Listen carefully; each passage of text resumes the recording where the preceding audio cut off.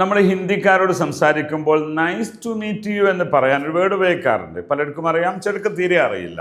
എങ്കിലും അതൊന്ന് അനലൈസ് ചെയ്യുക കൂടിയും അതെന്താണെന്ന് പറയുക കൂടി ഇന്നത്തെ വീഡിയോ ലക്ഷ്യമാണ്. ആപ്സെ മിൽക്കർ ഖുഷി ഹുയി, ആപ്സെ മിൽക്കർ ഖുഷി ഹുയി എന്നാണ് പറയേണ്ടത്. ആപ്സെ മിൽക്കർ ബഹോത് ഖുഷി ഹുയി അങ്ങനെയും പറയാം. ഖുഷി എന്ന് പറയുന്നത് സന്തോഷം എന്നാണ്. അപ്പൊ ആപ്സെ മിൽക്കർ അതൊരു ലേഡീസിനോട് പറയുമ്പോഴും ജെൻസിനോട് പറയുമ്പോഴും വ്യത്യാസമുണ്ടോ എന്ന് പലരും ചിന്തിക്കുകയാണെങ്കിൽ ഒരു വ്യത്യാസമല്ല. ഭായ് സാബ്, സർജി, മാഡം ജി ഒക്കെ പറയാം. മാഡം ആപ്സെ മിൽക്കർ ബഹുത് ഖുഷി ഹുയി.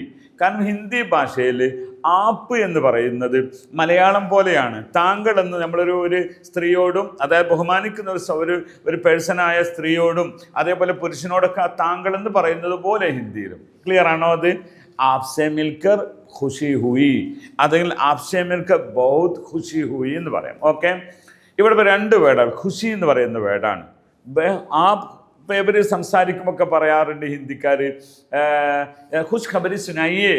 ഇപ്പം എൻ്റെ ഒരു വളരെ അടുത്തൊരു സുഹൃത്ത് ഫോൺ ചെയ്യുമ്പോൾ സെയ്ദ് സാർ ഖുഷ് ഖബരി സുനായിയേ, ഖുഷ് ഖബരി സുനായിയേ, നല്ല നല്ല വാർത്തകൾ കേൾക്കട്ടെ.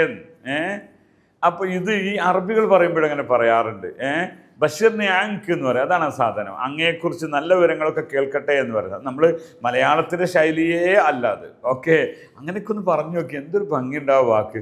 ഖുഷ് ഖബരി സുനായിയെ. ഇവർ എന്തെങ്കിലും ഒരു ചായ കുടിക്കല്ലേ എന്ന് ചോദിക്കല്ലേ, ജോ കുച്ച് പിലായിയേ എന്ന് പറയും.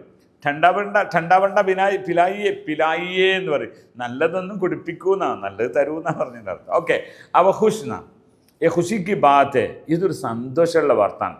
ഏ ഖുഷ് ഖബരി ഹേ, ഖുഷ് ഖബരി എന്ന് പറഞ്ഞാൽ ഇതൊരു ഗുഡ് ന്യൂസ്. ഓക്കെ ആണോ? അപ്പോൾ അത് മതി. ഖുഷ് എന്നാണ്. മേ ബഹുത് ഖുഷിമേ ഹൂം, ഞാൻ നല്ല സന്തോഷത്തിലാണ്.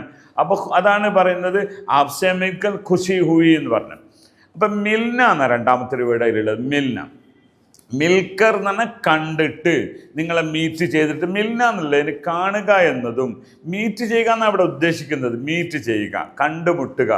കിട്ടുക എന്നർത്ഥത്തിനും മിൽന എന്ന് പറയും.